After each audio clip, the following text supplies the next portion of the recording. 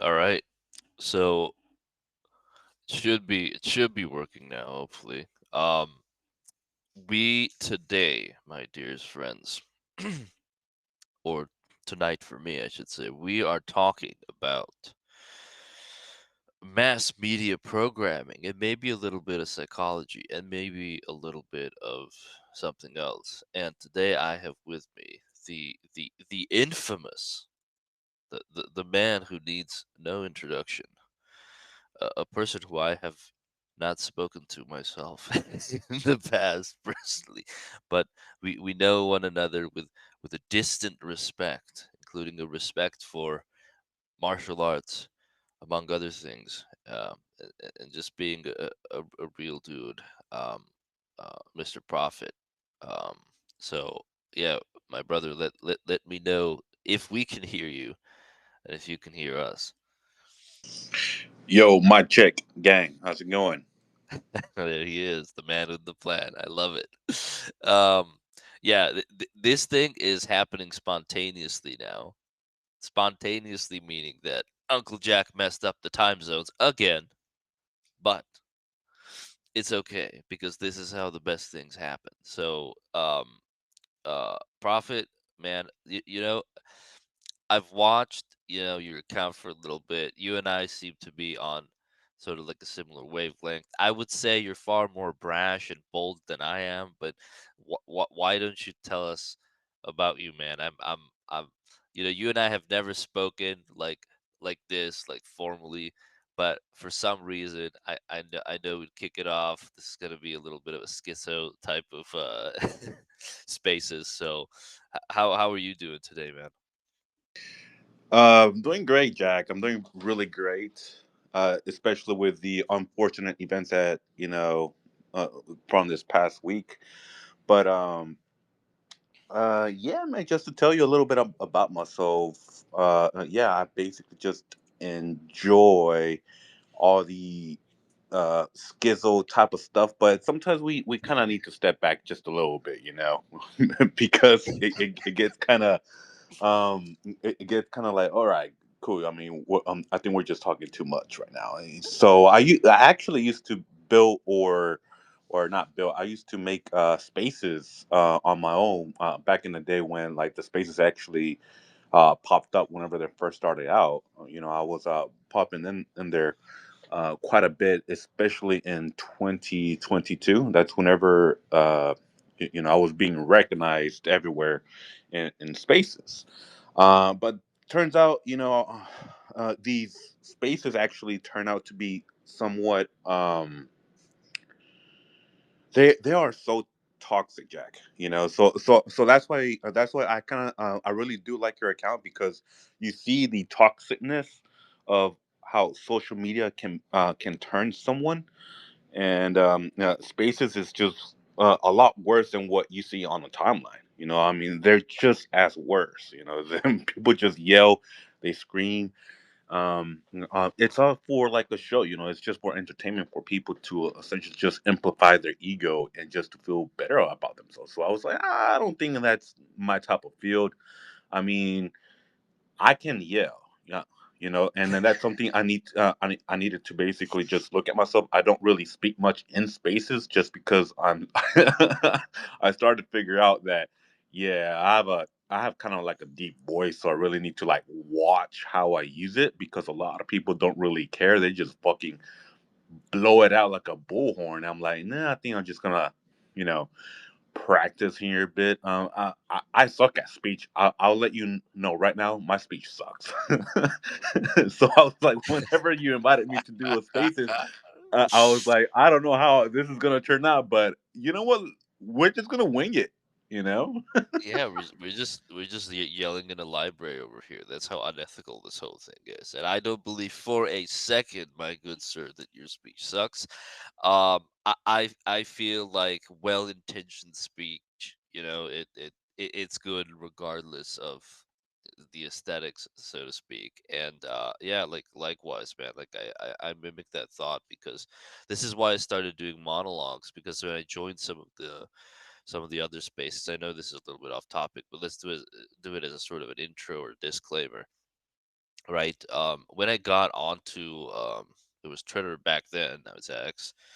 I'm new to the whole internet thing, and I couldn't believe like how like I understand it's for entertainment and so on and so forth, but I couldn't believe like how much of that, you know, sort of like dark, toxic, like really heavy, you know, words were being exchanged. There was like, there's no way like these people like do this regularly, right? Like, because imagine like the charge of energy it takes for you to, get on a call or whatever, and then just like spew like curse words all the time at other people, right?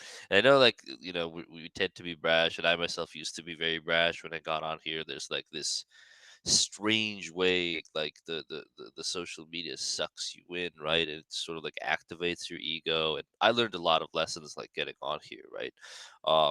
Firstly, that anything that's, how to say, like, I might like someone or something or whatever, but like I understood that like going for like personal attacks or whatever, like the end result of that is, even if you have good intentions, even if you're like, oh, like this person is lying and blah blah, you always end up just causing like more destruction and like more toxicity somehow. And then there's people like DMing you stuff, and they're like, hey man, I told this guy off because you said that they were like it's just like one big high school drama. So I think this setting, like this type of thing where, let's say you and I share a conversation, and then, let's say we invite someone else, then, us share a conversation with them, type of thing.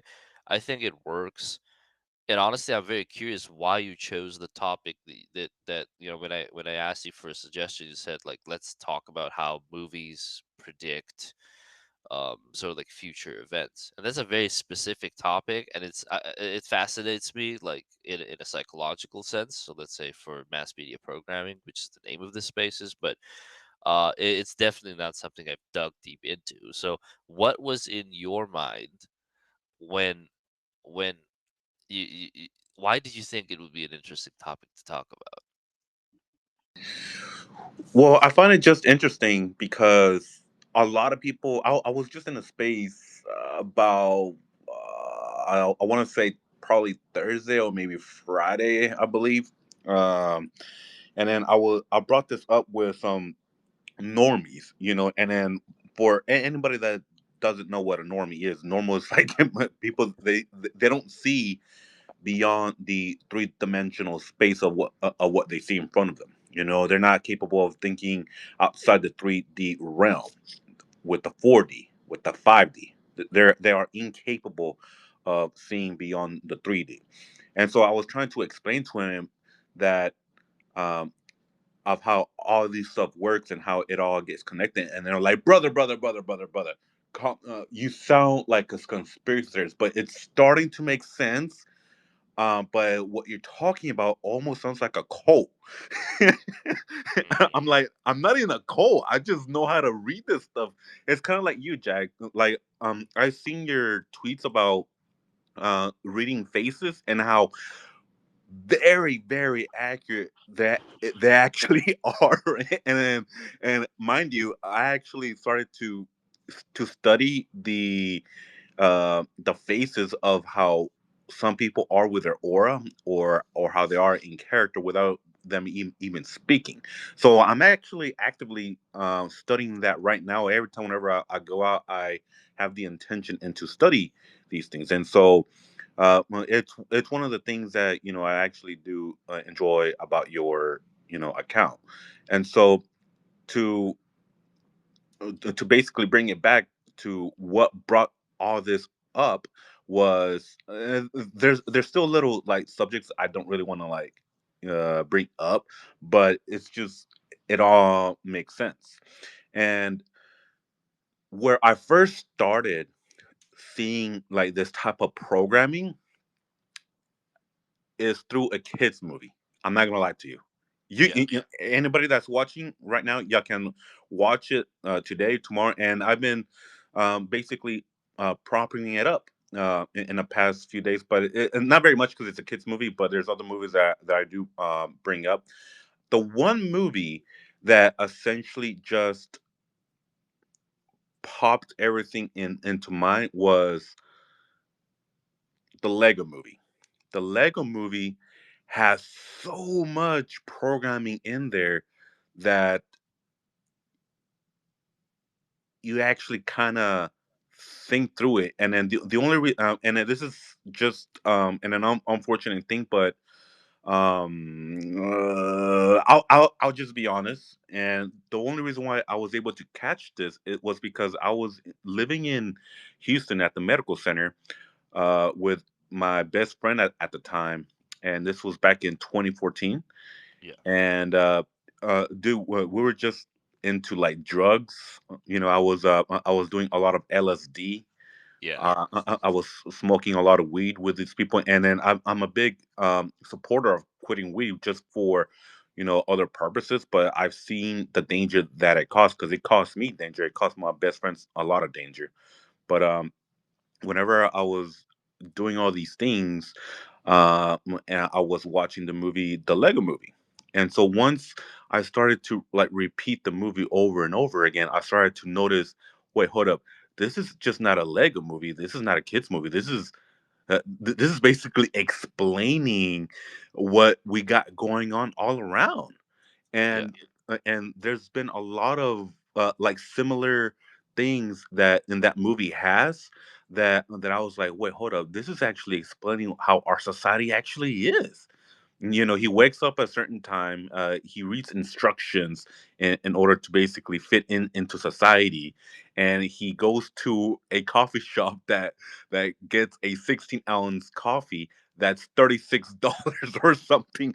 I'm like, that's exactly what we do. We buy expensive ass coffee at Starbucks. I'm like, holy shit, this movie is so accurate. Like it's literally reflecting on what we are as a society. And so I was like, you know what, I wonder if this movie is basically talking about this. I wonder what other movies are basically out there that are actually doing the same thing. And Jack, what I found was actually a lot of really good um, input from what I saw from other movies. You know, there's if you want to get into the deep occult and into like the deep elites and stuff, you don't take a look at Transformers. You know, in the first movie, what is it talking about? You know, whenever they were trying to retrieve the cube, or you know, the dark side of the moon. You Yeah. know, there's a lot of dark stuff behind that, and then people just say, "Oh, it's, you know, it's just a very great movie to be entertained." But once I started to basically see that, and I've been talking to other people that have been into to these secret societies that essentially just expose a whole bunch of this stuff, then I started to basically figure out, okay, so they're basically telling us without really telling us what's going on. And Yeah. so that's one of the things that I started to basically start to see of how everything is essentially being connected, and how everything is essentially happening, because it's happening right in front of our eyes. Not the way how we expect it, but the playbook, it's there. So everybody is basically screaming and yelling race wars or civil war. And what's one of the main movies that we all seen already, that Marvel made? Yeah. Civil War, with Captain Civil War. America and Iron Man. Yeah. You know, and it's literally happening right in front of our eyes. And there's another movie called Civil War that's kind of like the same thing, but these are just journalists that are trying to catch the truth of the war. And that's whenever I'm starting to see, okay, this is just programming of what the people are being programmed. And I don't. I have to be honest with you. I do not know how they program the masses with the movies, um, until I started to notice a little bit. In what movie was it? I told everybody to be careful to watch the movie The Conjuring, uh, because I don't know what type of symbols are in there. And then in the end of the movie, I caught the symbols. You can't really see it, but there was like a light blue that was dimming uh, in and out of the end of the credit scenes, and it was just like popping, and I was like, why is it that they have a blue triangle just popping in and out in the casting? And I was like, Mhm. I mean, that's just weird. I think it's The Conjuring. It could have been Weapons, but I'm going to say it was probably the Conjuring. Weapons was actually another movie that I tried to basically decode, but I ended up being wrong. I saw a lot of magic in there, but it turns out it was just another program movie. You see, so the movie Weapons is called Weapons, and then what people don't know about, it's essentially a movie about kids going out and essentially being kidnapped. And so I'm going to spoil the movie just a little bit, but in the middle of the movie, the father, which is, if anybody doesn't know, this is astral projection. In the movie, he's basically walking around, and there's a scene in there where it shows a house, and on top of that house, there's an AR-15 with the time 217 on top of it, just rotating. It's And so I was clearly like, obvious, right? yeah, very obvious. It was like it was very obvious now, but I couldn't really decipher what it was. It kind of looked really weird, but um, uh, deconstructing that, it didn't really like started to click until someone else brought it up, and I was like, damn, I kind of missed the whole thing. And the old lady witch, that kind of looks trans, was basically a prime example. It's basically, she looked very trans as hell with the pink hair or yellow hair, that she basically kept wearing. So it was that was the bad guy. She was after the kids, and I didn't know how all this was going to be connected until um the school shooting happened with the Catholic kids, that were being shot down with an AR-15 from a trance. Yeah, it makes you feel a little bit stupid. I love the points you bring up. I'll tell you a funny story. Well, it's not really funny, but it's funny because I'm going to tell it to you, I guess. Um, so um, since I have a background in behavioral psychology and I'm from wherever I'm from, I get access sometimes to people that are perhaps not the most, how to say, astute professionals or ethical professionals in their fields, and also people from like the older generations who used to work under the KGB or maybe even for the KGB, in a sense, right? And how they do it. So let's say how the Russians do it, or what the Western world would call Russians, which basically is like a collection of these different peoples who lived under the Soviet Union.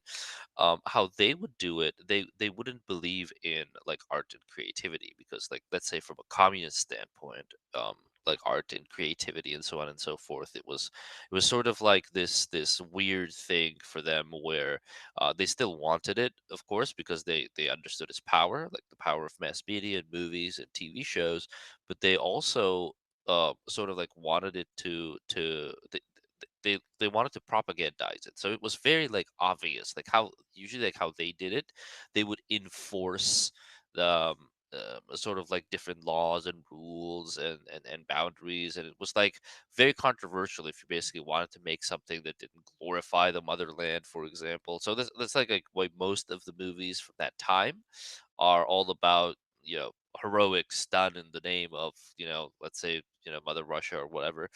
Um, but an interesting conversation I had with one of those people is that like they have this specific approach um, that it's all about repetition. So what they'll do is like they don't care whether something is convincing or not.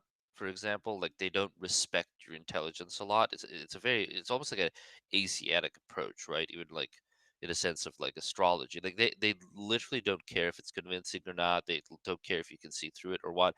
Their approach is quantity. So it's like you see it everywhere, like you see the message everywhere. So let's say Big Brother is watching. For them, it's all about it being prevalent wherever you go. You're buying groceries, on a lazy day, it's on the wall. You're going for a stroll, there it is, right? Like it shows up again. And then I was talking to him about it and all the different sort of like on a technical level, how one would go about, well, propagandizing, their agenda or whatever. And it was what you imagine it would be like when this person was like telling it to me. Well, this is how we used to plan it, and this is how we used to pull it off. They had sort of like this focus group of psychologists, right, so on and so forth. And then sort of like movie makers and stuff like got big paychecks for doing it the way that they wanted them to do, and they would like review these movies and ask them to change stuff. And he was like, you know what, it worked really well. And I told him, well, it's a well-oiled machine. And they said, well, yeah, it's a well-oiled machine and it works, but it worked because people were afraid to like create otherwise, you know. But then he told me something interesting, which caught me off guard, because back in the day, like when I was younger, like I didn't know much about the West or the Western world, right? Like U.S., Central Europe, so on and so forth. And he said, "You think this is bad? You should see how the Americans do it." I'm like, how do the Americans do it, right? Because how the Americans do it, which what he meant was probably Hollywood and whatever foundation lay beyond it. He said the way they do it is almost like he said post subliminal. So that means like it's subliminal messaging, but it's just barely not. Where subliminal is like mm, it's beyond, like it's below the surface. And he said they have something called this middle space that they call, and this middle space is like when you watch a movie and you get that feeling of it being like really eerie somehow, and as you're watching it you really don't get it, but then let's say you rewatch it like 2 or 3 years ago and it's very eerie. And he said like that effect is achieved when the programming all unfolds, um into real life or in real life. And then as it unfolds, the film or the movie or the programming becomes very eerie, because now you can associate it with real life events. Whereas back in the day, while you were being programmed, when you were watching it, there was nothing to associate it with. So he said like the effect that has on the mind is fascinating, and it's fascinating in a sense where it makes you feel really silly.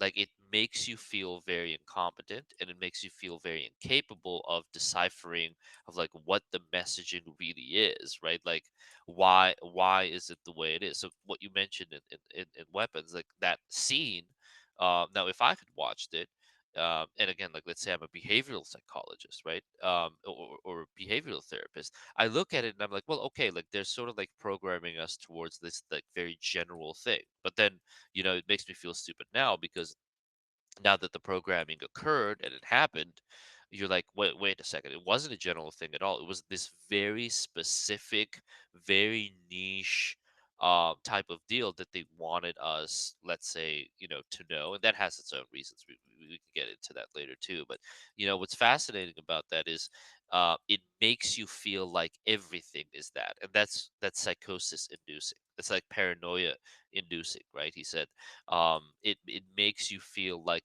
you're missing out on all these symbolic meanings and so on and so forth. And that's the goal. The allegory themselves is not the goal. Or at least how this man explained it to me. They were not a good man, this man, by the way, but they were very knowledgeable about these things, right? um he said like the goal is to make you feel like everything is a a program, a pre-programming type of thing. And I said, well, okay, now I get it. Like now I understand why. Like it's about the whole. It's about the collective idea that you are very stupid and you really don't know what's going on. It flusters you, and it puts you in this state of confusion. And guess where you go where you're confused, right? You need the government and the news to tell you what the fuck's going on. Because right now I feel like a lot of people on every side of from every angle and on every spectrum how they are is like the question they're really asking, and what really scares people is like they don't know what's going on. And so now all these conspiracy theories that, can also be manufactured, um what is happening with that is people relate to it now because they need some sort of explanation, because too many things are going on at once, like the killing of that young girl, right? When I saw it, like, I was like very heartbroken. Like, that was uh, the only emotion I could feel. Like, I didn't feel like some sort of like rage or hatred. I know a lot of people did. And when I saw it, I just became very sad, right, and very distant. And then I took control of my emotions, of course, because you don't want to be programmed by these things, but we're also human beings. And then for them to do the Kirk assassination like straight after, that is a devious level so they program you in a certain sort of like emotional state, and they deprogram you. It's almost like the other thing disappeared. Like, even now, think about the murder of the girl, right? Like, it's almost like it lost its power.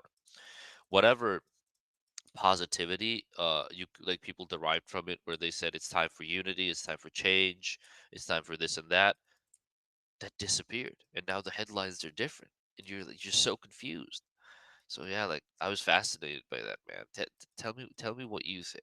And if you have, maybe if you have like more examples from popular media, especially like you're in America, you're like in the heart of all this this crazy stuff, right? It must feel very surreal for you. It does. It really does. And I think I was actually in the same brave wavelength as you were, because I was catching myself with these emotions. I have to say, um, I got myself under control with the girl from Ukraine. It's probably because as a man, you naturally defend women, right? You Yeah. just that's just I'm smart whenever I'm doing, if I'm going to do some sort of violence. Because FYI, Jack, I think you already know, as a fighter, you really need to be careful of how uh, you're going to use your skills, because you were telling me, I think it was someone else that was telling me that they're trying to defend a woman. But I ran into a buddy of mine at a club, and he was telling me of how he actually got into he put himself in jail, because whenever he was walking out of the club, he saw two couples arguing, but the guy ended up really like punching the shit out of his girlfriend. Like, and he said, like, no, like, here's the video. I mean, he was really whooping her ass. Like, he was really Mm, whooping her ass. And and so he had to step in, because he doesn't know that he could have killed her, left her in the bush, because there were a lot of bushes there. He could have just easily killed her and left her in the bush and drove off. So he did his, his thing, saved her. Got the guy in a coma, but remained conscious. But whenever the cops arrived, guess what happened? oh The man. woman ended up turning him in for beating up his her boyfriend. Yeah. And so I was like, yeah, I think God essentially does work in amazing ways, because He lets you know through other people to hey, make sure that you know what you're doing, because it can all backfire in an instant.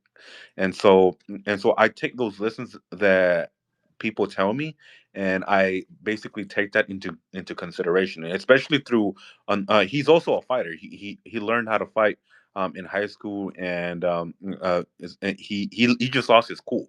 So that's what I was thinking. If I was there, I probably would have lost my cool. I probably would be in prison. You see, and so Yeah. whenever that happened with Kirk, I think I'm not gonna lie, that that threw me over the edge. It threw me over the edge. I was just in rage for a large amount of time. But there was an esoteric tip that Mr. Ruby ended up essentially teaching us, and you can look it up. And and I tried it myself. And the esoteric tip is, whenever you hear like a ringing of the bell, back in the day, I thought because it came from like Mexico, and it's just a saying that whenever you hear that the ringing of the bell is usually means that someone's talking shit about you. He Mm, corrected it, and it actually what it means, because I've tried it once, is that that's essentially a deity trying to make a communication with you. So you mm, still need to appear with caution, because you don't know who the hell is trying to communicate with you. But whenever I did it, because it was in the daytime, so I felt safe, communicating. And so when I did, I think it was God, because I felt a peace, and at the same time it helped me look at a different perspective, because a lot of people are saying that, yeah, he died, but at the same time, nah, I mean, they turn him into an immortal. If not, they turn him better than what George Floyd was.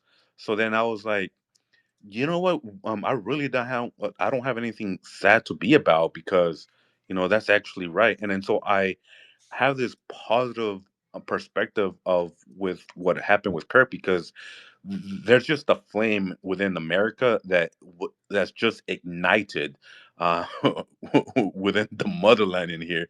And I'm not the only one feeling it. Anybody that's here that's American, and you're hearing this, I know you feel it. I know you feel it, because if you're not feeling the same thing I'm feeling, um, you got to do some work. You really need to take a look in the mirror, because anybody that has a good soul, a good heart, can actually um, see how evil this is. This is not about politics, and people want to make it about politics so that way they won't put any energy towards it, which I understand. This is actually a spiritual warfare. This is a legit spiritual warfare. People um, committing evil, and they're just laughing about it. And so you need to be a human being, and basically see a both sides of the spectrum, and decide what's good. And once I'm starting to see that a lot of trolls are like, they're laughing. They want that. They want you to basically feel the knife in the heart and twisting it. They want you to feel that, because that's something that Kirk did, and they can never do to him. So this is basically them trying to smack us, but in the end, it's smacking back at them at a unnormal speed, and it's just crazy. And a lot of people say, well, how is this really spiritual warfare? Well, you really need to look at the post that I basically attached to your space. It's about what David I wrote, and then all of this like programming and what it does. And so whenever I read this and I saw the video below that, I knew that's whenever I knew I wasn't going crazy whenever there was programming in the movies, because I'm not the only one seeing this. A lot of people are saying it now. And so I knew that learning all these dark stuff, it had to come somewhere, because they don't want the karma. And for the people that don't know about hexes, spells, and sorcery, the caster needs to tell you ahead of time, so that way they won't get any karma coming back to them. If they just do it without telling you, then yeah, they're gonna get some karma back. But once you study the dark arts and the mystics of the metaphysics, you understand that you have to let that person know ahead of time before you're going to commit it. That's like a little tip for like dark magic. And so once you put that in perspective, now all that stuff that you see on David Icke's post, it actually makes sense now. They're the elites, or I don't want to even call them elites anymore. I want to call them just deviants. These deviants, they literally tell you ahead of time, so there's zero karma, basically, coming back at them. And so maybe we think, okay, well, what are we supposed to do with this information? Well, what you can do is you can try to decode it the best you can to see where it might happen next, because everything is, it's all there. They all tell us, we just don't know how it's going to happen. And so whenever you're seeing all these other left-wing media outlets that we're talking about, the programming, that's why they call it a program, because it's a software being installed into your mind. And this includes CNN, this includes The View, and all these comedy shows out there. That's the program. Depending on what type of program you are consuming with your mind, that is the programming that you will have and you will act out. You see, my type of programming deals a lot with like ancient Greece, warriors, gladiators fighting. I have books out here with me. I have the Holy Bible. I have the Emerald Tablets of Thoth. I have Napoleon. I have the Egyptian Book of the Dead. I have all these other books here that's essentially my programming, because I don't want to be part of this sickness that we have here in the world, especially in America. And so once I started to essentially catch on of how this magic works, now everything was starting to make sense of what they do behind the scenes, and it's quite scary, if I might add, quite scary. Prophet, help me out here, brother. Tell me if you can hear me well, because I had to rejoin from my phone. I can We hear. good? Oh my gosh, man! Oh, you missed everything. Oh, No, no, no. I heard everything. I just like rejoined from here because my laptop crashed for some reason. It's the forces that be, just getting in the way. But look, man. I'll tell you this much. Like, um, I feel like when we talk about these things, even like I intuitively feel like um I don't like talking about it, even because I feel like even by talking about it, like you give it power. Like the Kirk thing for me, and I have no horse in this race, so to speak, right? Like it doesn't affect me in a direct way, right? But if I were American, it would probably affect me, like, very deeply, in the sense of like, well, what the hell is going on, right? Why are people being assassinated on live TV, um on a constant basis?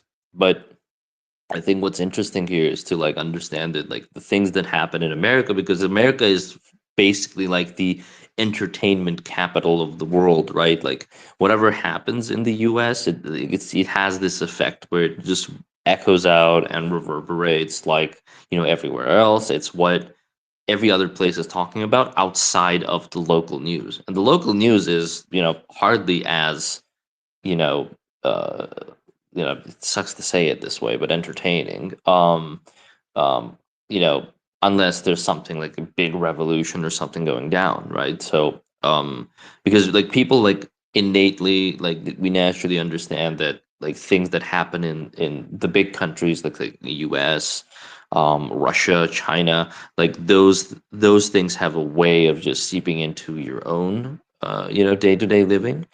Whereas, like, for example, like Nepal, what's going on? Nepal is massive. It's immense, and an incredible amount of energy. But I don't have the same feeling with it, because I know that it will be contained within its borders, so to speak, right? I feel like also that's why people have trouble, like, associating or empathizing with different conflicts that are not minor conflicts at all, or military skirmishes that are not small at all, but they innately understand that, like, okay, this is contained within some makeshift border, and it won't really seep out, like, on a material and physical level. Now, with Kirk being assassinated, for example, like, my emotion with it was like I immediately knew how people would react, and how people would react would probably be an unhealthy degree of very negative emotion, like lots of anger, and rightfully so. For example, like, again, I don't know the specifics of, like, I know some people like criticize the Charlie Kirk for not being right wing enough, and other people were like thinking that he served two masters or whatever. I don't know those details, but what I do know is um, I had to step back, and a lot of people were actually like a little bit. I felt that energy coming from them. They were a little bit angry at me in the sense where like they know my opinions, and they were like, "Well, Jack, Uncle Jack, why are you not angry with us, so to speak, right? Like, why don't you have this sort of like righteous anger?" And I honestly, like, all I could tell them was like, you know what, like I have a feeling that that's exactly where they want me, like, and that's why I don't have it. Like I think like this thing that's being programmed right now and we're being programmed into right now is a state of such confusion that like all you can blame, the only thing you can blame is the person next to you, right? Um, and if you look at it as a class divide, let's say in the US, and not as a racial divide, for example, it starts to make a lot more sense. Because in truth, like if I'm the one burning down your house, but if you can't see me, right? But your house is burning, I feel like the person you would blame is your neighbor. It's like well, who else could have done it? That type of energy. So I know there's like racial tension as well. I don't claim to understand like the full breadth of it or the extent of it of how it is in the U.S. I've never been in the U.S., so I haven't like felt the energy of it. But I also really feel that like looking from the outside in, some things are a little bit more obvious because like I can dissociate and I can detach, whereas like other people, they might not be able to do that because it's so real for them and it's so it's a sort of a pain point. I feel like people went from like hatred and anger to then like some sort of sadness and anger and now just confusion. Like people are confused, like what the hell is going on. um yeah, I told the people who were a little bit pissed off at me for that. I was like, my friend, and you talked about fighters and martial arts, and I know we connect on that a lot too. And my idea is, when I get scared in a situation, like scared in the sense of like like tense. So let's say you're on the street and there's some sort of scenario unfolding where you have to defend yourself. When I become tense is when I understand that for some reason someone wants me to punch them. Because you know that there's something else or someone else around the corner that they're depending on, and that's going to come out, right? So if someone wants me to punch them, right? So if someone's being a piece of crap, but they're not attacking me like physically. They're waiting for me to punch them. I know there's something else going on. So I feel like this is like a very similar situation to that, where hey, wait a second, like you know, you're basically telling me, yeah, be angry. Come on, get on the street. Burn a few houses down. What's the worst thing that could happen? That would make me very tense, man. It would make me very tense because like when is it that these things give you some sort of twisted leeway, right? When was the last time life and modern society gave you this wide path to walk? Like it's almost like instead of telling you what they want you to do, they're just putting you in this situation where you feel on an emotional level that it's the only option you can take. And I just wanted to show people that it's not the only option you can take. It can be even though it's very dark, it can be like transformed or transmuted into something that not, let's say, not positive, but something that could connect you to your fellow man. Now if I could totally imagine, and I still can, how this whole thing can blow up into this some sort of civil conflict or racial conflict, and America's struggled with that for the longest time. If there was, if I'm someone like outside of America and my agenda is to weaken it or destroy it or whatever, what's the weakest blind spot that I would go for? Of course I would go to ignite racial tension. of course, 110%. And I would install all of these unfair, like just blatantly like unfair, unjust sort of like systems within systems and subsystems, and then I would make them painfully obvious. And it's like, the KGB, like in the Caucasus region where I'm from, that's how they did it with this place. That's how they conquered the north of the Caucasus. Even though it's like a small population of people, these are very warlike people, and the Chechens, Dagestanis, Ingushetians, and Caucasians, and so on and so forth. How they did it, which I found like it to be like a very big lesson, is they created internal strife. Like they created internal conflicts, and then as soon as those conflicts started to reach like a boiling point, they offered support to the losing party. Oh man, that's such a great lesson of psychology, right? Where the losing party feels like, hey, we're losing, we have to use any means we have to achieve, this and that goal. And guess who ends up, coming up with the power at the end? It's not the losing party that won the battle. It's the people who now basically own them, and even like there's not much left of the losing party in the first place because they all went to war and they died out. So there's a big lesson in that. Same, I feel like a similar scenario in Ukraine, just like larger scale, and it's still a little bit different, of course, but um, yeah, I think that's what's going on with America, because like the end result of all these effects is you have never felt so distant from your fellow person as you do now, right? Because all you can see is like all of these things that differentiate you. It's like, what are your politics? What's your race? What's your this? Like there are all these tags that are on people. I feel right now. Do you feel that, Prophet? Do you feel like when you go out on the street, like, do you feel that sort of strange like tenseness like between people, or do you feel like more unity? Like, how does your place feel right now? My a lot of people are oblivious of what's going on, which is kind of sad, or they just don't care. But whenever I'm actually going out, and I actually went out yesterday, and I was at this burger place, and I was walking in there, and I saw that one of these employees, they had the number 666 on the back of their neck. So then I started to think, maybe this individual was laughing in a way in TikTok or on Yeah. Instagram. And so then I was thinking, I can literally punch this fool and it will be a very satisfying feeling.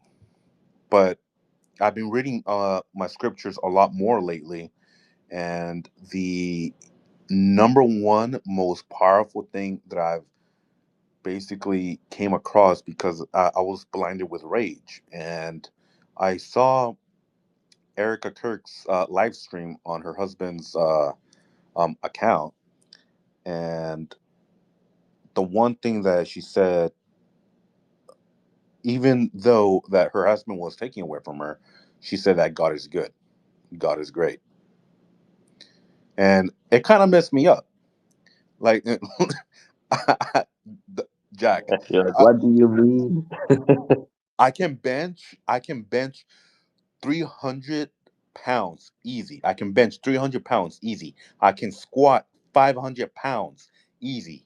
I can dry clean roughly close to 600 pounds, 650 pounds easy. I can last in the ring in Muay Thai with one of the most strongest fighters that I've known in my gym.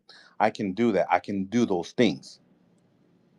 But how is it that this woman that I'm much stronger physically is capable to have and show display of that much strength, and she's a woman? Yeah, you. I know what you're saying. Like you always go back to the idea of like why is this for? And I always try to um, help and aid people in thinking in this manner, where don't think about what's going on, think about why it's happening, like why it's occurring.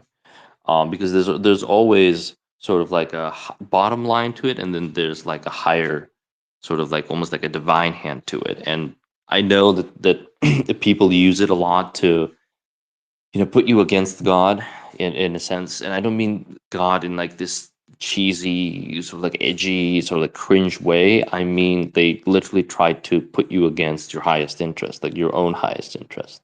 And your own highest interest is not to be enraged and full of like hatred. That's not, how is that in your highest interest? I always ask, like, it's the people that, like, when they talk to me in specific ways about these things, and I look at them and I tell them, well, how do you feel right now? Do you feel good? And they said, no, I don't feel good. I feel angry. I feel like this and that. And I told them, like, is this in your self-interest? Like, do you feel like your highest self? And they say, no, I don't. I feel like they're taking they're taking my highest self away from me in a sense, and I feel angry at the people who are doing it.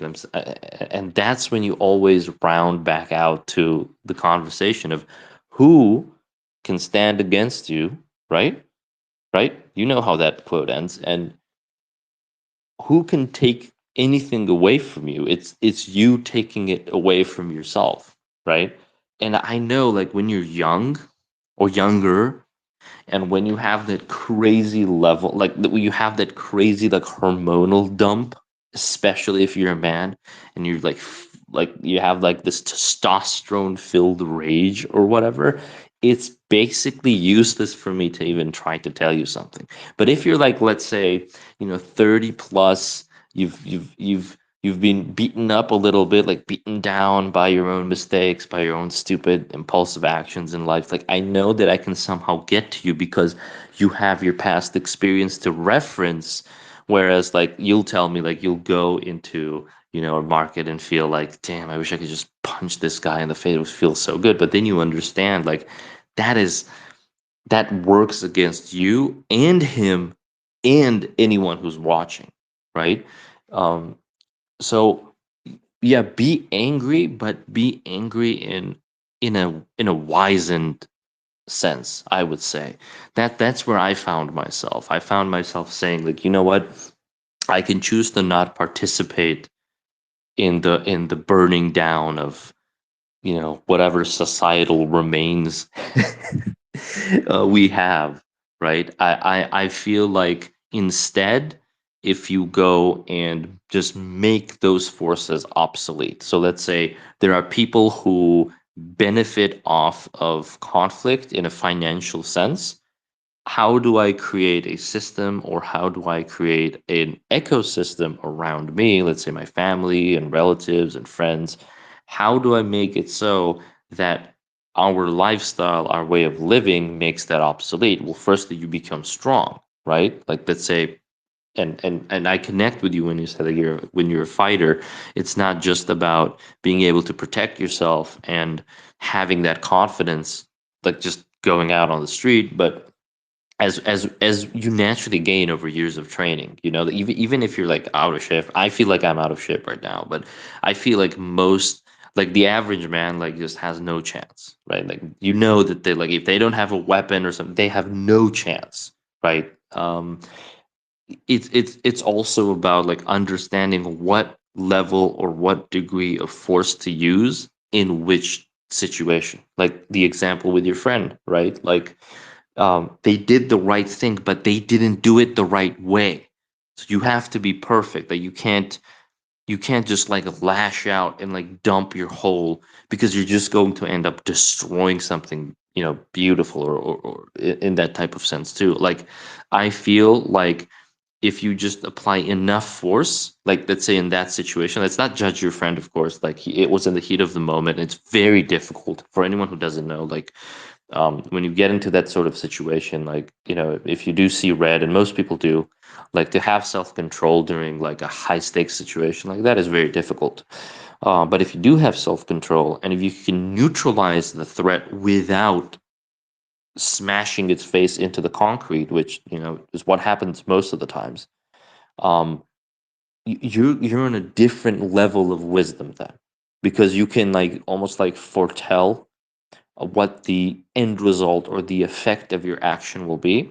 Whereas if you're exalted, like within the masses, and you're going out and you're burning everything down, you're not thinking about the result of it. You're just consumed by this egregoric mass emotion wave that eventually, when it burns out, you're gonna wake up from the stupor, and you're gonna be like, what the hell have I been doing for the past 3 days? Right? Like a lot of people in Nepal are going to feel that way. A lot of people who go into combat angry or so on and so forth, like they're going to feel that way too. What the crap have I been doing? I've lost control, right? Now imagine wanting or needing to explain that to someone who feels personally offended and personally hurt, and for all the right reasons. It's not like they're at fault for feeling that way. They're not, and they know it, and that's what makes them dangerous, because you can't stop them most of the times, right? But hopefully, like I have a little group here on X. We call it the Kaleidoscope. I was very proud of the people who were in the group, because all of the reactions to what happened was so well managed, if I could say so, right? And shout out to everyone in our group, because I was very proud of everyone in it. It was terrible. You know, words were said, so to speak, but there was never any sort of incitement to, yeah, I'm gonna go out and burn my neighbor's house down, because that doesn't fix anything, right? It doesn't do anything. Um, yeah, and also, yeah, going sort of like going back to the programming, why I behaved, let's say, very cautiously about it, just to share it with you as well, my brother, is because I intuitively felt like this is exactly where they want me. This is exactly what they want me to be. They want me to be angry about this very specific thing, where I'm not out here, tending to my beautiful garden. That's how it felt for me. How did it feel for you?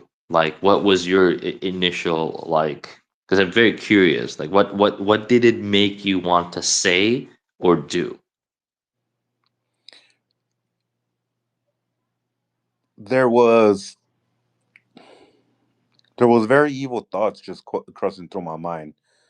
I would see, like I was saying, I would see like these people wearing like satanic things on their bodies, like the 666 or the Baphomet sign. Um, and my mind will basically just, I can feel it. It will click to a very violent rage, and I can literally see, and I'm seeing this. I'm visualizing this, Jack. This is where it gets very dangerous for me, because I'm visualizing this, and I can see myself. You know, I don't even know these people. I don't know them, but all I know is that they have pink hair, they have color hair, they have satanic tattoos, and I know that's the enemy, because I know for a fucking fact that they're essentially making fun of them online. But I just don't know, because I don't have the proof yet. But I, like, deep down in my gut, my intuition, it's telling me that they're doing it. And what's going through my mind is that I'm essentially just viciously pounding them in the face, and it's going left and right, and I'm not incapable of stopping. Once I start, I can never stop. It's almost like I fall into like this uh bloodlust that it's uncontrollable. It's very I used to be a very angry man, but I keep thinking of the situations that I've been through and what Erica Kirk said. And I really wish my mind could be very well thought out of the way how eloquently your process was, Jack. Even though I have all these scriptures, here's all these books, um, the one thing that it's leading to It's back to the programming. They want, they want this. They want a civil war. They want a race war. They want this. As soon as one of us make a move that's very violent, that is what they want, and we lost. That's It's the a test for programming. you, right? Look, they put you in front of a big test because you feel this rage, and then you see these people who might you might sort of like see as like an opposing force. But you mentioned scripture. What's the number one thing? Like, people like would read into scripture, but they don't really get like the grander messaging. And the grander messaging is like, you can't beat up yourself. It's literally what you're doing. It's like an inverse type of material masturbation, where you're literally just like using one arm to punch the other arm, and then you feel some sort of inner release for like great job, you've inflicted pain onto another human being, and that's the goal. That's always been the goal, right? And for all they could be someone like who is a lost soul, right? Who's like less conscious, like less awakened. They don't know really what they're doing. Like I know that like a lot of people, like even they'll act in specific ways, or they'll lash out in specific ways that feel very childlike, and they don't know what they're doing, right? Like even if someone like goes on the internet and they make fun of someone's like death, which is very dark, it never even comes from a place of like, oh, like I'm so aware of what I'm doing and it's so deliberate. For me, it's always like some sort of cry for help, right? So if you look at it from that sense, and you understand that you're the person on the high road in the room, you're like the higher consciousness, you're able to sort of like sort through your thoughts a little bit and understand like what is the wisest action. You start to look at them as children. So it's like, all of that rage, for me at least, like it disappears immediately when I look at people, like their children in like adult bodies. They just don't understand like Bro, what they're doing with their words and stuff like that, right? bro, it's beautiful what you say, and then I'm so happy that you brought it up because I have a best friend also that lives in Arizona. I don't know why I said also. I think that's just like bad speech there. But my I have a friend that lives in Arizona, and I'm so happy that he's my best friend because he caught my bullshit, Jack. He caught it. And then I was posting like not only here, but I was also posting more on Instagram about about what I thought these individuals losing their jobs over making fun of someone's death. And then he basically commented on my post and said, like, this is not at all moral. This is actually very bad. And so the first thing that I do is that I call him and I'm like, bro, what the fuck is your problem? Like what is your problem? And it's like I'll tell you what my problem is. I'm seeing that you're actually this very well individual that's trying to make a name for himself, that has a really good life, makes money, has a good head on his shoulders, and you're laughing at someone that barely has anything. You're literally laughing at somebody that doesn't have much. Their insanity is essentially out the window. Like you're just laughing at, basically you're laughing at a beat down dog. There are an inch or a centimeter of committing suicide. And I said, I didn't even argue with him. I told him, you know what, bro, you're right. I didn't even argue. I took the L and I said, thank you for putting me in check because you're right. You're right. It doesn't make any sense. It's not going to make any sense. Where we are much better than that, and we should be a lot better than that because who am I, like who am I to basically laugh at these trannies losing their jobs because they don't have anything, Jack. They do not have anything, and to basically laugh at somebody, it helps them feel the void that they cannot fill. You know, like it Yeah. helps him.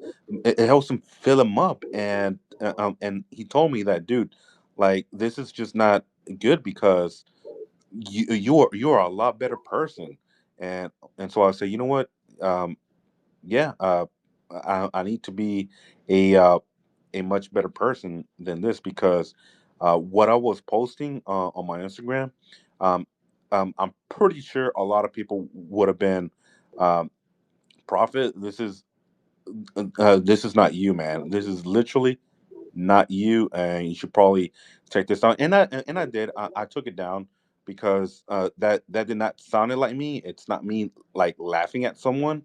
Um, it's just not me, and I'm trying to basically get this in everybody else's mind because he basically reminded me of scripture, and it's on Proverbs 24:17 and 18, and it reads, "Do not rejoice when your enemy falls, and let your heart be glad when he stumbles, lest the Lord see it and displeased, and turn away his anger from him." And so that's very powerful in scripture because that is exactly what he was trying to explain to me. He was explaining, dude, stop laughing at these people because one way or another, they're going to get their karma. Shout out to your friend. You know, that's a real friend. You know, when you have someone like that who can like check you without making you feel like, you know, incompetent, like I think that's a big thing. And you know, like I wish like if I were in that state, and I've been in that state in the past, and I've had people who've sort of like grounded me from it, where you literally want to just go and like lash out. um yeah, big shout out to your friend, man, because it's like what they said, like the most integral part of that is because they're your friend and they know you and they know your heart. They'll tell you, you know what, you're a much better person than this, right? It's not, it's something that's beneath you, and in that moment you don't have the perspective to really you know see things that way in that manner, but your friend does because they know like who you are, and you're not someone who you know goes out and like laughs at people. And now you just I understand like you're going through like this release, and a lot of people are going through like this release, but at the same time like um you're also basically going out there and harming someone who is living in a state of constant victimhood. And if it's very easy to dehumanize the other, especially if you don't like them, you know, like I've caught myself doing that a lot too. Like, you know, you'll give people like many chances by default, like so on and so forth. But if there's someone like you particularly like don't like or have a bad feeling about, like you'll be, it's not that you'll be judgmental about them. You could very well be correct about their character or persona, but you can't allow yourself to forget that they're also a human being who's also like maybe like their lesser consciousness, that they're like a younger soul.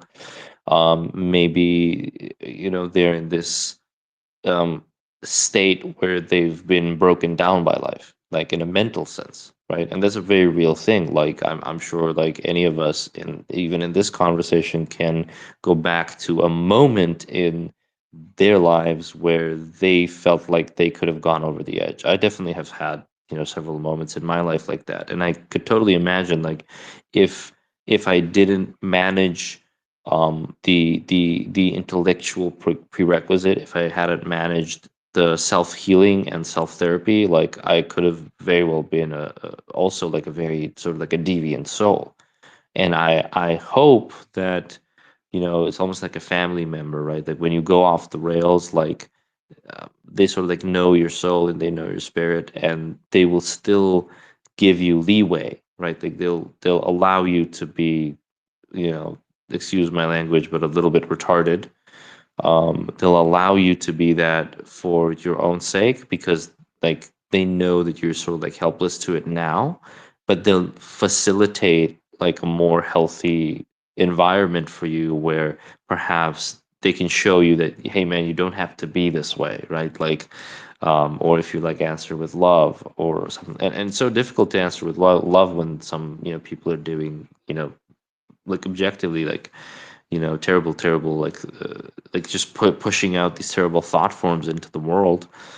So that's like a very big struggle of the spiritualist, and like especially like if someone who is like highly intellectual, and we know a lot of people like that, like let's say even on like esoteric Twitter, as we call it, right? There's a lot of people who have a lot of intellect. They've read a lot of books. They have an astute understanding of sort of like the magical and the unordinary. They have like the bigger temptation, because if they become tempted by their emotions and then they lash out, and let's say they have like, I don't know, like 500,000 followers or something like that, it's your energy. It's this very intense charge that you're putting through like some sort of wave of approval.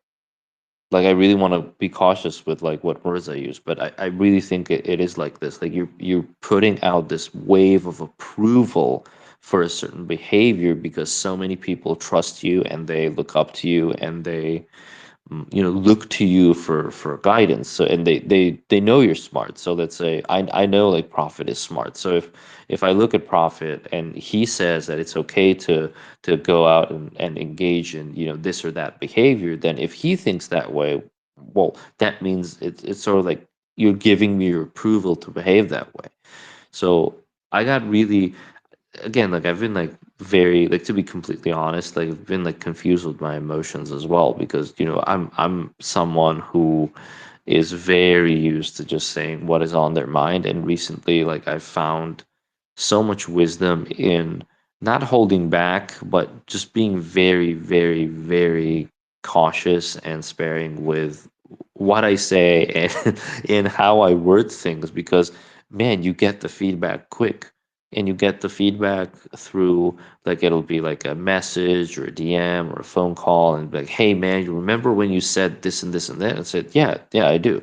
And like, well, I did this and this and that because you said those things. And I'm like, oh man, I really wish I had said that differently. I really wish I had said it in a way where it could be interpreted in a more positive way, because you realize, like, the world lets you know, Prophet, and I know you know this too. The world lets you know, the universe lets you know that, hey man, just know that you're not yelling into an empty room anymore. There are people who will actually commit things or commit to things or do things a certain way because of what you said, because to them you're sort of like an authority figure. Now you really have to put your teeth on the tongue, because it's a lot of responsibility. And I felt like the weight of that responsibility when these things were happening. I'm like, damn, I am also sort of like angered, but I can't become flustered, because if I give out the wrong advice, if I give out the wrong energy, then the feedback that's gonna come, a few weeks from now, it's gonna be brutal. It's gonna be brutal. I literally had like a moment of almost self hatred, like just like a short while back, of like when the universe, so to speak, showed me that you can have you can be very well intentioned. You can say all the right things, but if you say them in the wrong way or in the wrong manner, um, you're going to inherit something that will break your heart, right? So that's where my mind has been with the messaging. You realize that, like, we're talking about like mass media programming today, and we touched on just like a few topics on like how it's done, how it affects people. You become the programmer too.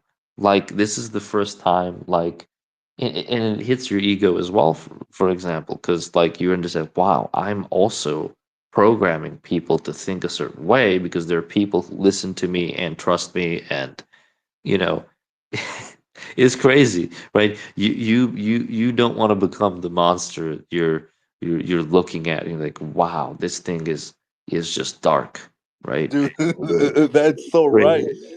Because I have to be careful of what I say. Like, I literally started thinking that about a week ago, and I was thinking like, man, what the hell would I do with 100K followers because there's a lot of weirdos out here, and I'm like, I have to make sure what I say because people are dumb. Okay, people are dumb, and they would do what what what you tell them because it seems like a really good route. Like for instance, question though, like do you accept other requests to speak, or is it just us two? Oh, we could. Is someone requesting speech? Let me see who it is. Yeah, we Oh, have it's a Fogarth. Flockhart. Yeah. Hey man, if you're not against it, we can put him on. Froggy is a good friend of ours. Yeah, yeah. I mean, if you're cool with it, I mean, it's your space. If you're cool with it, like I'm cool with it too. Like, I don't mind debates. I don't mind, going back and forth. But if you are gonna act retarded, Yeah, no. we got a problem Um, here. yeah, I'll put him through. Like Frog So, is a really good lad. so it's funny how like we have this frog heart coming up here because um there's another weirdo that I've tried to basically not push because I'm pretty sure he's a youngling. I'm pretty sure he's a youngling, but and it's one of the reasons why I don't have my DMs open to the public. It's closed. Not a lot of people can DM me. I have them closed, and for that reason, it's because I had this little weirdo telling me, "Hey, Prophet, can you send me your feet? I'm trying to goon tonight." What the fuck is he Lord,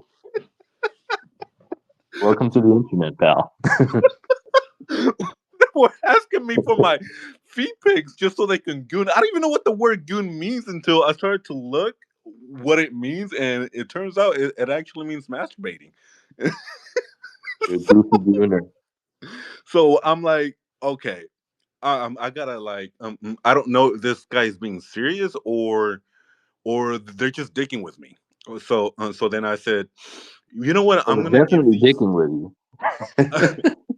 So I give him a chance, and so I feel like yeah, they're trying to basically try. They're trying to get a new leaf because I don't think he talks to his parents, and that's why he doesn't look like he's at a good road, and he just goons into Kingdom Come, and I'm like.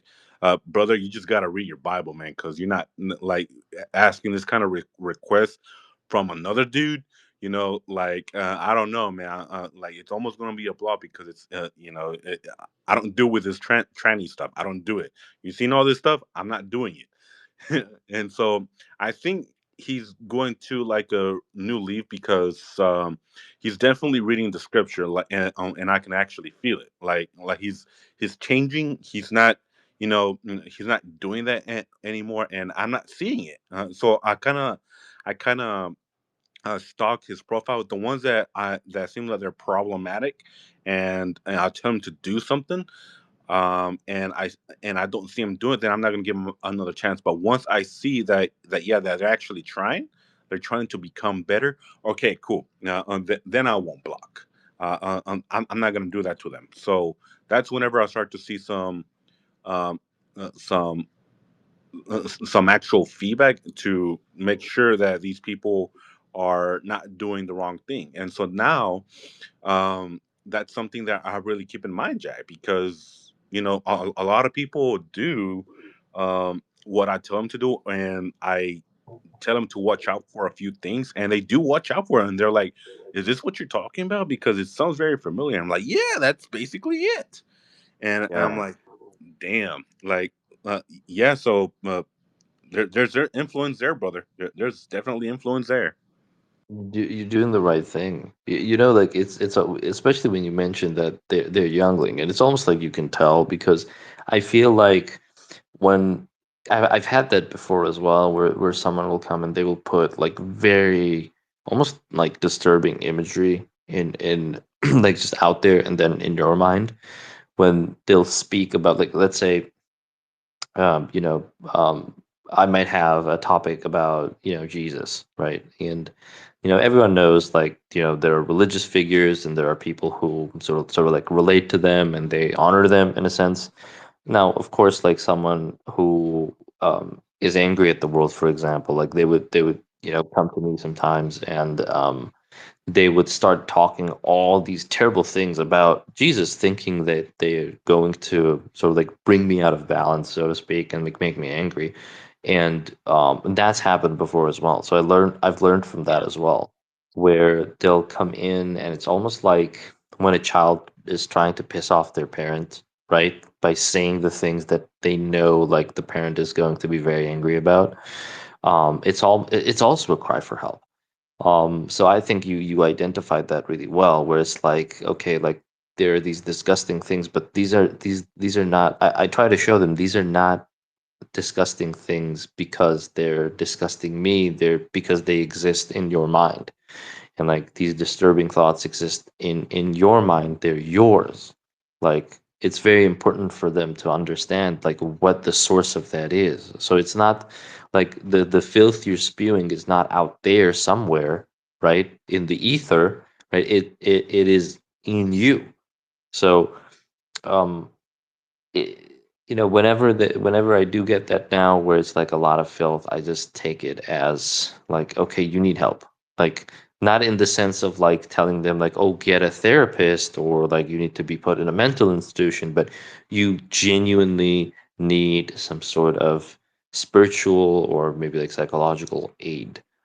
Because like why would you lash out otherwise? Like why would you put this imagery in my head? I feel like the example you gave, for example, it was like almost like because you're a sort of like a brash masculine figure, right? Like so I feel like it was designed to basically like bring you out of yourself and be like, how dare you, how do this and that, how dare you mock me, blah blah blah. And they would get the reaction out of you that well, they expected to get out of you, which is like you would become flustered and angered and so on and so forth. And then they would have no more grounds to respect you.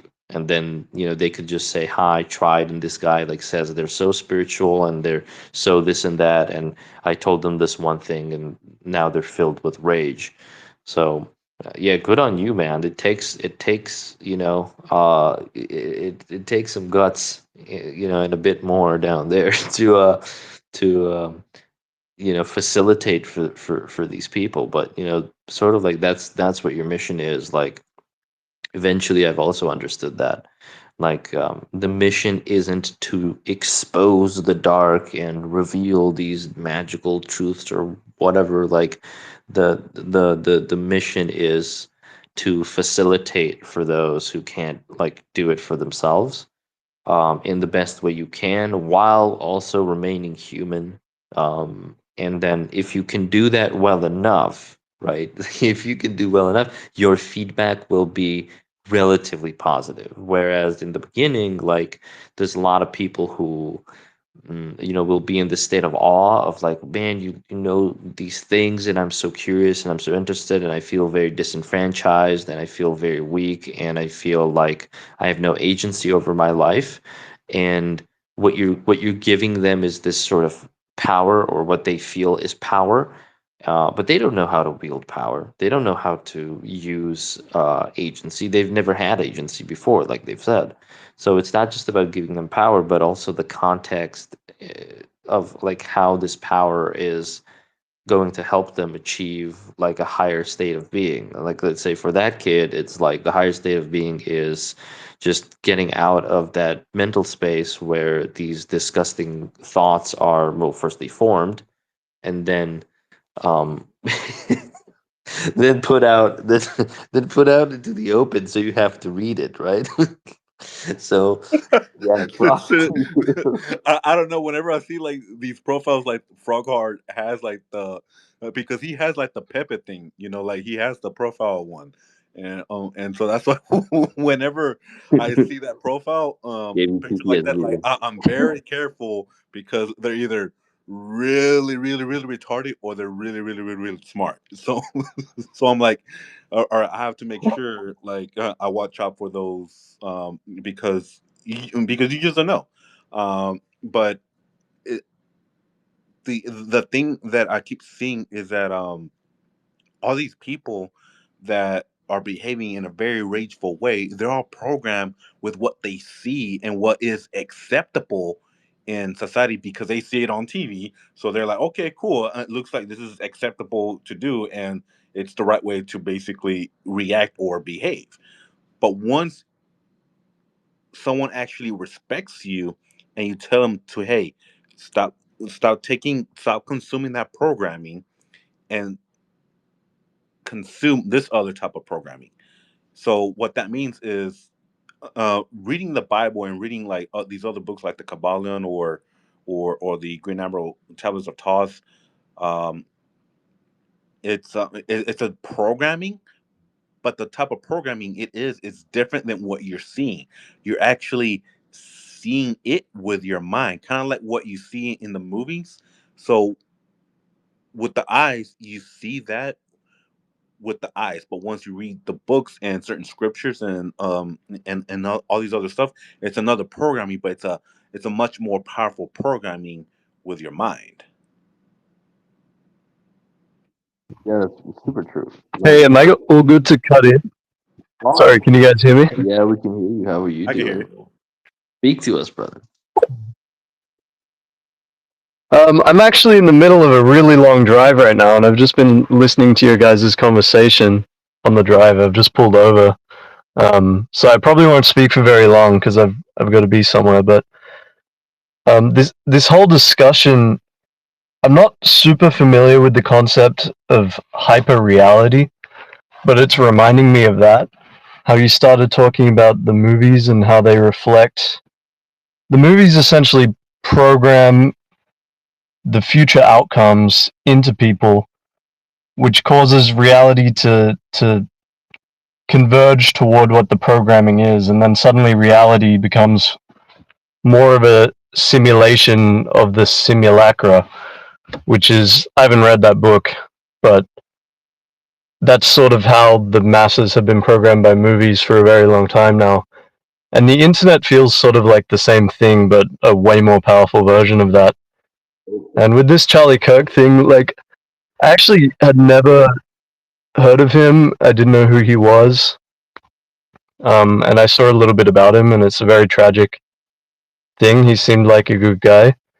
But the reaction on the internet was unbelievable to me. Like, even people I know in real life that I follow on Instagram, like, that would never post about politics, have been posting about this. And yeah, really, like, a lot of people defending, I don't know, like that's crazy.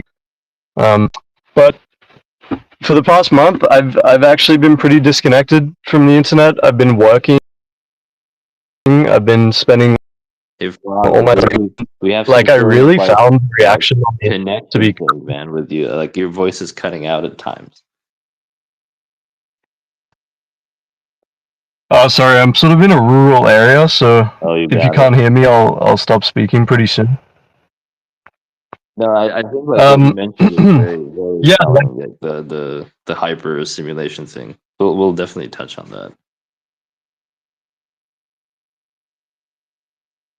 Yeah, I think yeah, but anyway, all I wanted to say is, like, yeah. Go on, brother. Go on. people have been very, like, the reaction's been very over the top, and I think a lot of people it would be good for them to spend a little less time on the internet and be a little kinder to themselves, because bad things happen every day, but, like, really, it's a beautiful sunny spring day out here.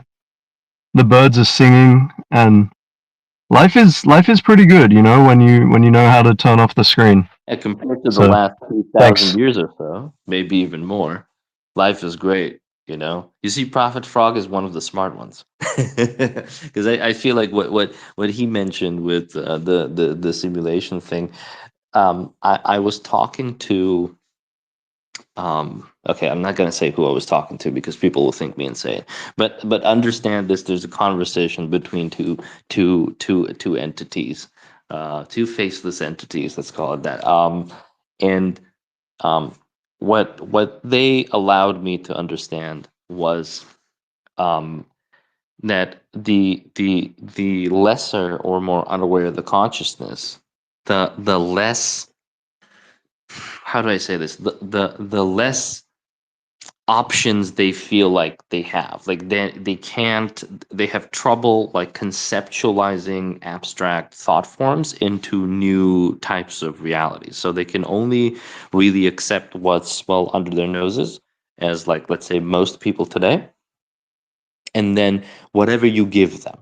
So I think what Frog was basically like telling us here is that like when you create this sort of like mass media manipulation, and you pre-program certain outcomes and certain personas and characters, like those archetypal characters can then be played out in real life, and then the expected behavior and end result associated with those archetypal figures, let's say in the political arena and so on and so forth, is then transfused into like the people, and they're more likely to force specific outcomes as they're programmed to do so through comic books or popular media, and so on and so forth. Like it's a fascinating concept, but if you break out of there, right, like let's say you break out of that sort of programming, and again I want to be cautious with how we word this,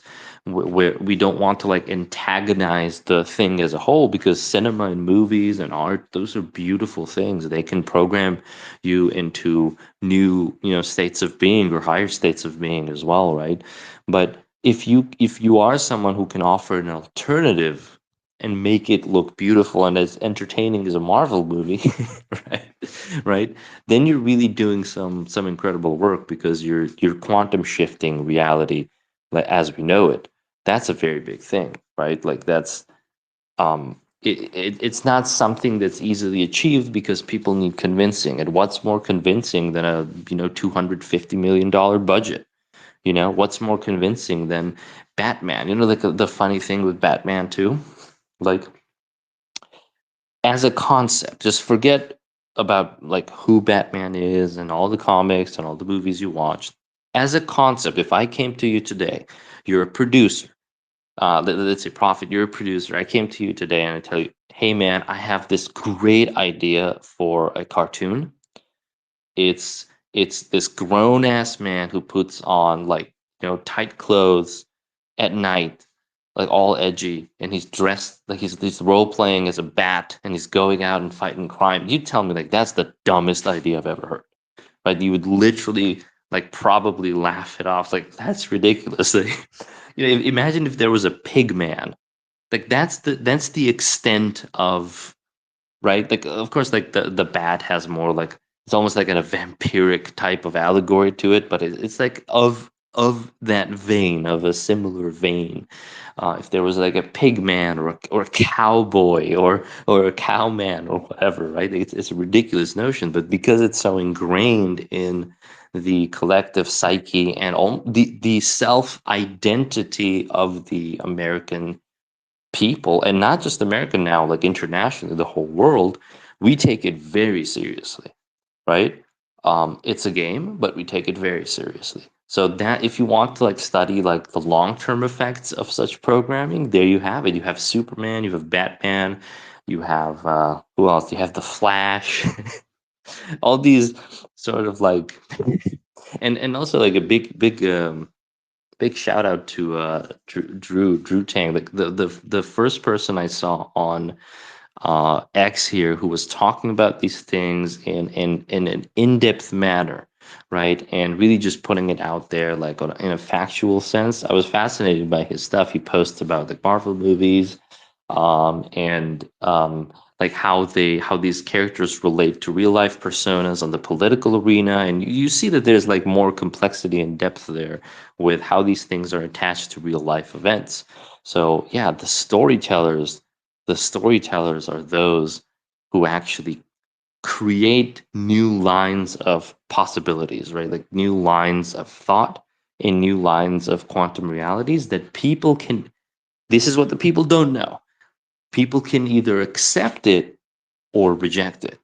But if it's the only thing you offer them, and they can't see any other option out of it any other way, if they don't have the creative, imaginative, intuitive thought, they have no choice but to accept what you give them. And if you exhaust them, At least this is how these people tend to do it on a psychological level, on a mass psychological level. If you confuse and exhaust their minds with like a constant deliberate barrage of information, they will always accept the least painful option. And that's fascinating and also terrifying when you think of it in that sense, right? If you just barrage me with information, if you just like spam me with this movie and that movie, I will accept the least painful, the least damaging. But even the least damaging is going to have, let's say, for example, propagandizing, you know, um, some woke stuff or whatever. It's still gonna have that, but it'll be just acceptable enough. Yeah, this is why I say that the enemy of art isn't bad art or bad movies because you just don't watch them. The enemy of art and creation and beauty is mediocrity. It's it's in the mediocre, like when you settle for the mediocre TV show that you're gonna watch that just has like a tiny bit of the things you hate about the rest, but it's just good enough for you to watch on a lazy, like afternoon. That's when you're cooked, right? I don't know. Maybe I went off topic a little bit, but No, no, no, no. You're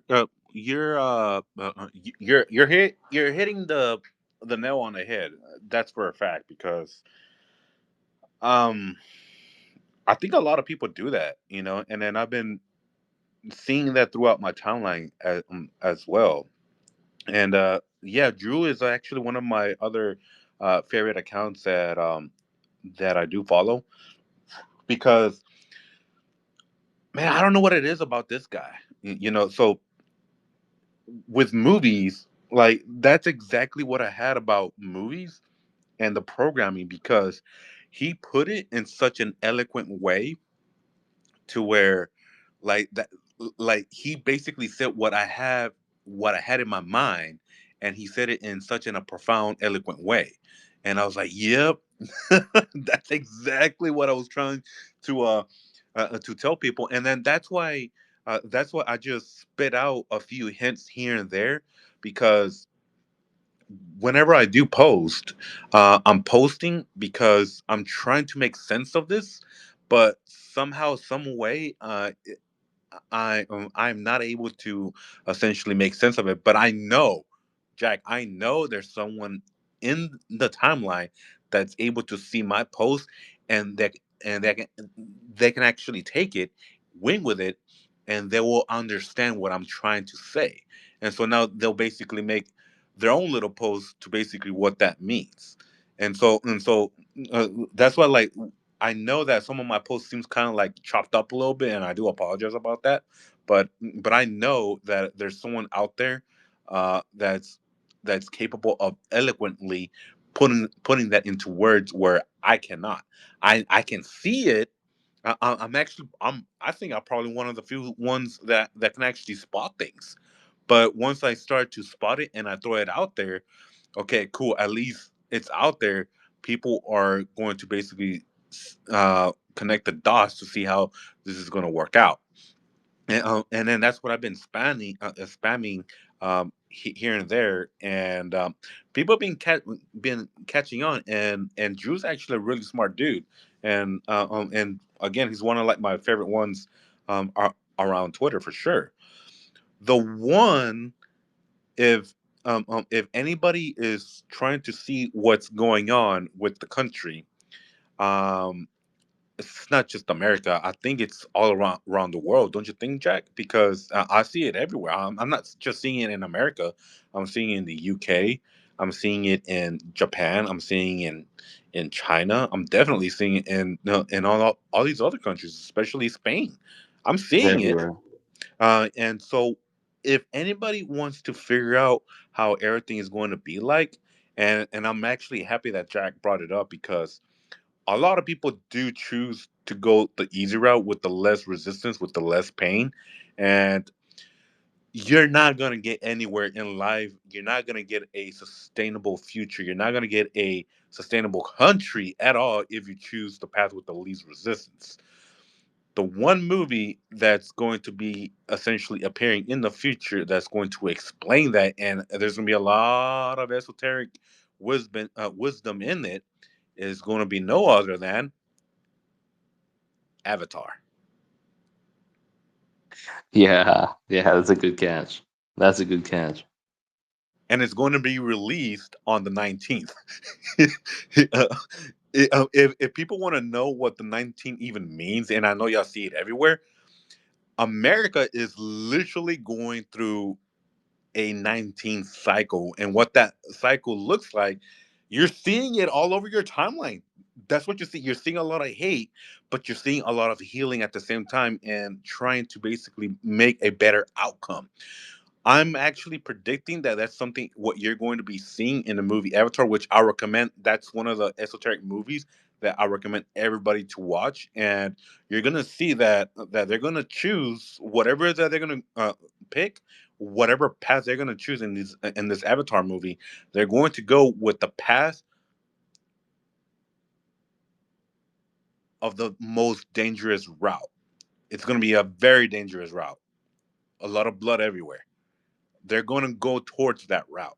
They're not going to pick the route with the least resistance. They're going to go with the route where it's going to be the most difficult, because they know that in order to basically get through whatever it is that they're going through, they need to do that in order to get out to have a more harmonious and more peaceful future for the years to come. Oh And man, it's a great highly catch. recommended movie. It's a great catch. You know, to give context, like because we're sort of like wading into these waters where, again, we could be like misinterpreted, maybe like, but or at least myself. I want to give maybe like context to like why we use the terminology that we use. It's not for how to say, it's not to create this like dramatic effect, but let's say I talk a lot about timeline shifts, and whenever I do that, like, you know, sometimes, you know, people will, you know, look at it with a sort of like a skepticism, like, is this a, you know, thing, is this not? I think like when, let's say, Prophet and I talk about these things now, it becomes very clear exactly what these things are, right? And what they are is a spontaneous and sudden shift in consciousness through different possibilities in the quantum field. So, let's say if the quantum field is something that can be impressed upon by the collective mind, which we know that it is so, even through, you know, science, then these programs are basically just options, and they're being advocated for. So let's say if you have a movie or you have a book that's beautiful and this and that, this is why I say in my own teachings that beauty is the portal to God. Beauty advocates for God, right? Beautiful outcomes, positivity, those things advocate a shift from our current consciousness to where we wish to go.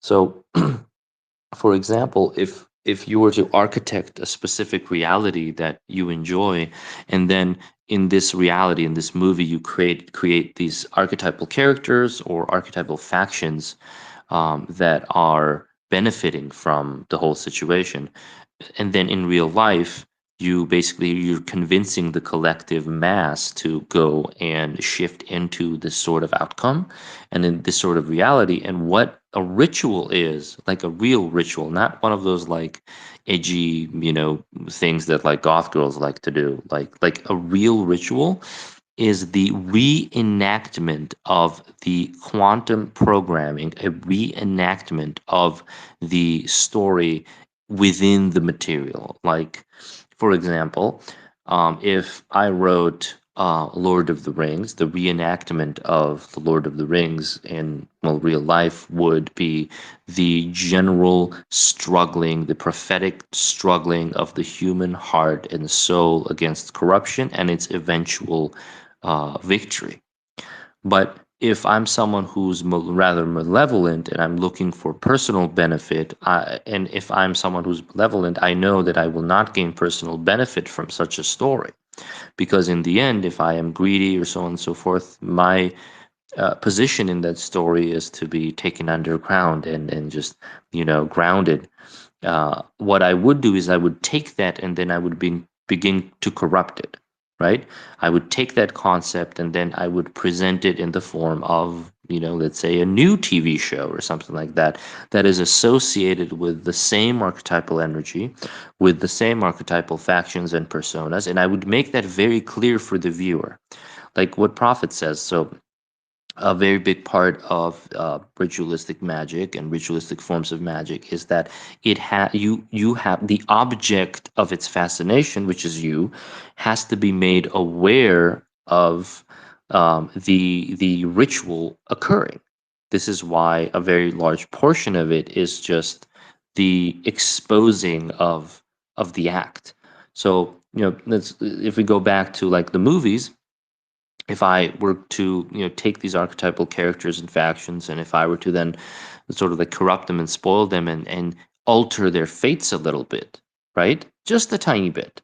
I could perhaps present to you a very valid um, option, like another option to take. Hey, where else can we take our story?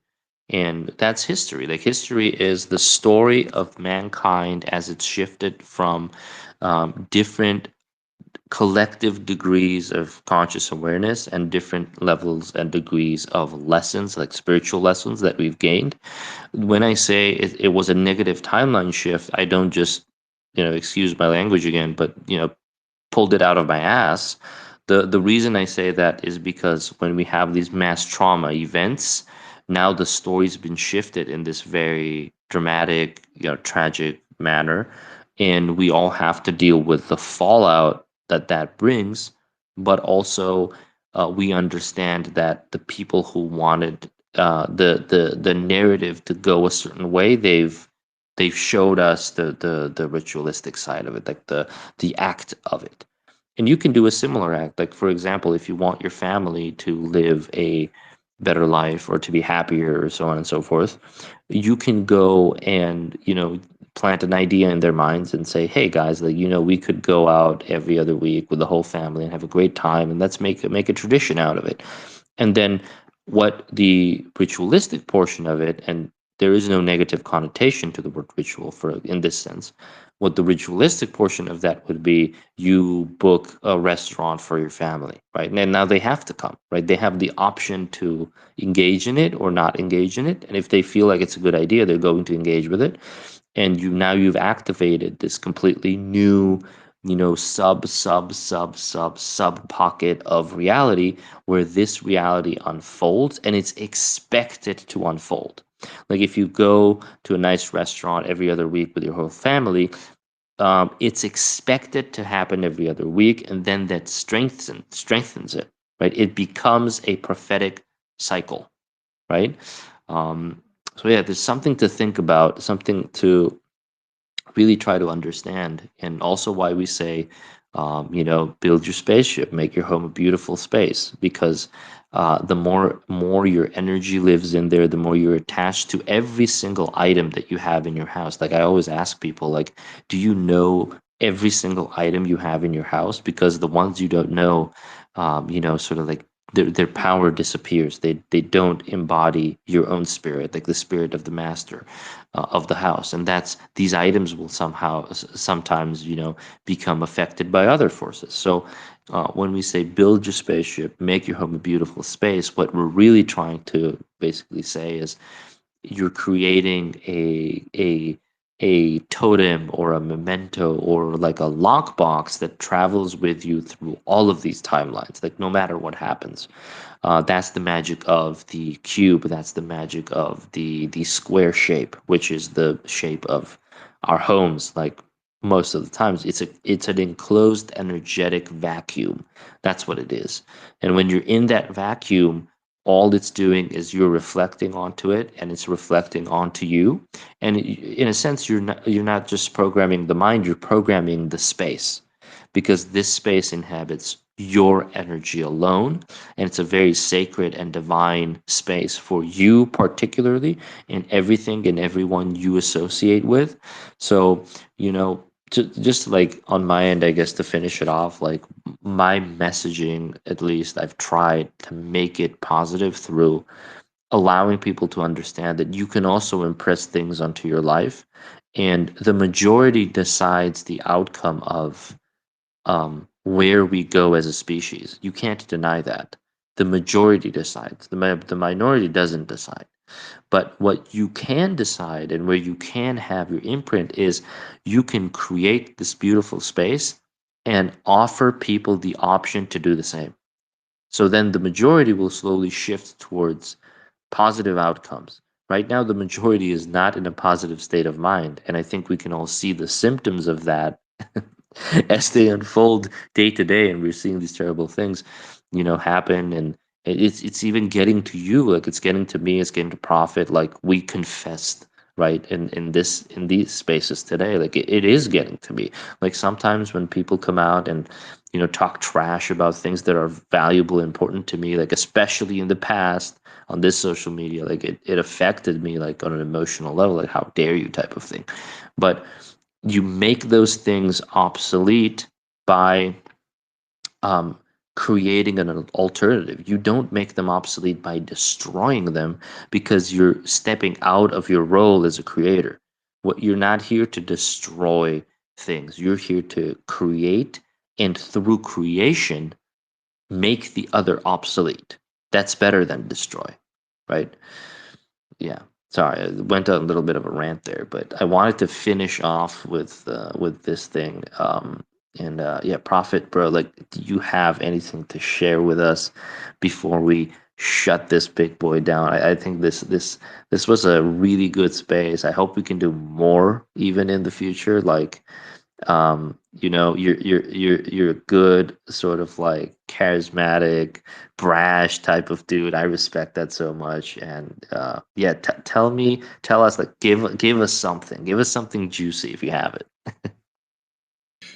Something juicy. Well, I don't know anything about that, but I will say this. One of the things that you did bring up is the movie of the Lord of the Rings, and that's actually one of my favorite movies of all time. Like, if not, it's Hey, brother. probably my most favorite movie, and not only just because it's it kind of looks like a crusade, or there's like a lot of knights and stuff in there, because I do enjoy all that, I enjoy it. But when you have all three of them, the Lord of the Rings, the Ten Towers, and then the Return of the King, you start to basically put that together, and essentially what that lesson is that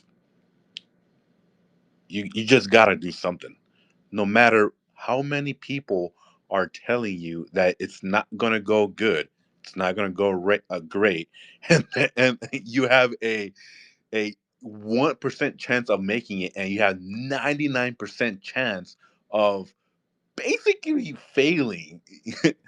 They told the king that bro, I don't know why you're doing this, man. Like, we're going to this place that no one knows how to lead, and you're leading it, and we have hobbits over here that we need to trust for them to throw the ring back into the freaking fire. Like, this is crazy. This is insanity. But what he does is, and what he shows with his actions, is that you gotta do something, no matter how many people are telling you that it's gonna fail. You gotta do something. I mean, you just gotta do something, and you know, um, and this is where I will have to basically, you're gonna have some pushback, Jack, but I'm not being an ass. But I do have to disagree with you about creation and destroying. You see, you can't really have a proper foundation without destroying what you have in the past.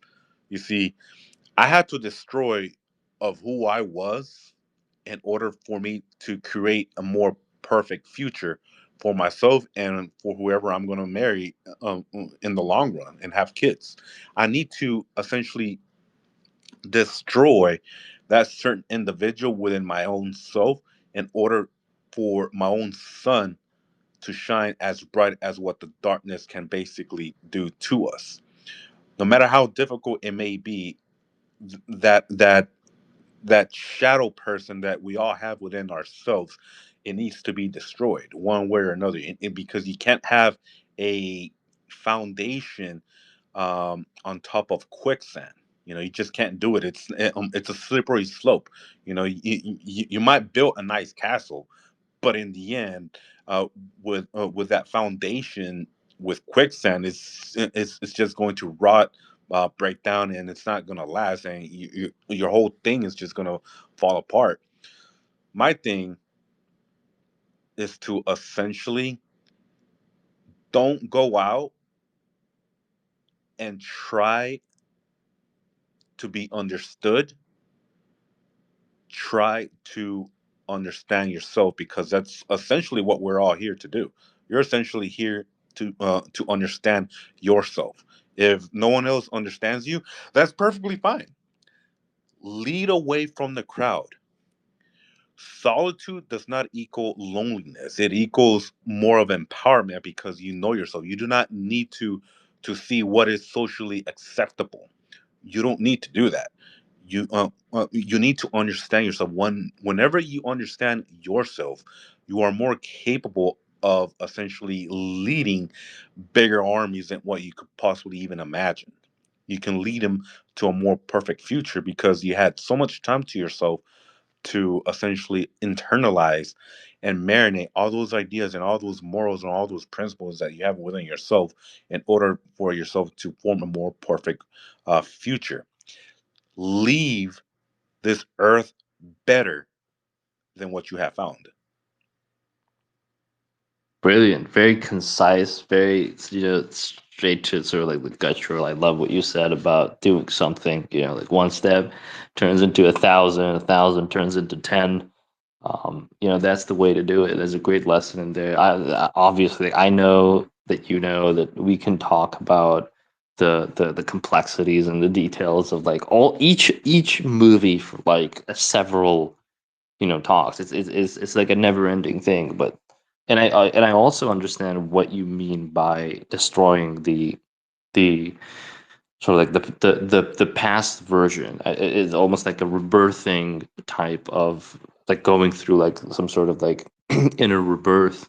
And I'm not even necessarily like saying I would disagree with it. I feel like I agree with that. Like destruction as a sentiment also, of course, exists for it to be used in virtuous ways, right? Even though it sounds like strange to put those two words together, right? It can be, and it should be, like without sort of like erasing illusions of the past, so to speak. It's difficult to embrace the new.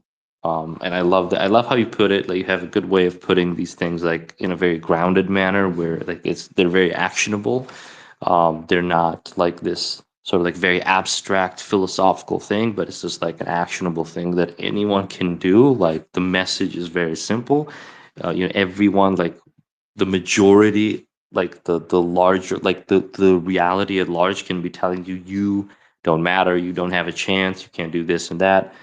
If you can just keep believing and taking one step at a time, you'll eventually get to where you need to go, even if that is to throw a ring into a volcano guarded by like legions of orcs or whatever, right? So I love it. I hope we do more. Like let's do like a part two or some stuff in the future. Prophet, I appreciate you, man, for being here with me, having this chat, dealing with my inconsistent time zone management and time management in general. Thank you, brother. I appreciate you. I think you're a real one. I love how we sort of like have things in common. We're also different, you and I, right? But we also like share like values and morals and stuff like that. So I appreciate you so much, my brother. And yeah, thanks for being here with us, man. Yeah, Jack, and I appreciate you so much, dude. I was questioning how this space was gonna like turn out, because usually whenever I come in spaces, it turns into a shit show, bro. I'm not gonna lie to you. Like it turns into a shit show, dude. That's why I'm very skeptical of who I bring up, because usually we didn't have to press the mute button once. I forgot that gentleman that basically spoke but left because he had poor connection. But he's actually well behaved. But I was like, man, I was questioning how this person was, but he's actually a really good soul. So I gave him a follow back on him because I wasn't sure. He's a But really good guy. yeah, Yeah, yeah, yeah. yeah, he is a very good guy. But Jack, my brain is just essentially loaded with a lot of material of yeah. If you want to talk about something, most likely I know about it. Shoot, it can be either through like fighting or predicting programming books. It can be even with magic. Dude, I'm just loaded with like a lot of fucking things in my mind. But We whatever got to that you do have one in on mind, fighting for sure. yeah, yeah, yeah, yeah. Oh hell yeah. I know you have stories. I know I have stories. It's gonna be a blast. We got to do it. Dude, maybe, no, if I can, he doesn't show up in spaces either because, he doesn't, because he knows how much of a shit show he can turn. But I might invite my best friend, the one that I told you about from Arizona. um I might try to get him involved because he also uh basically started to learn how to fight, because I post on my timeline, learn how to fight, almost every now and then, and people see it. People see it. And he actually took the steps in order to learn jujitsu.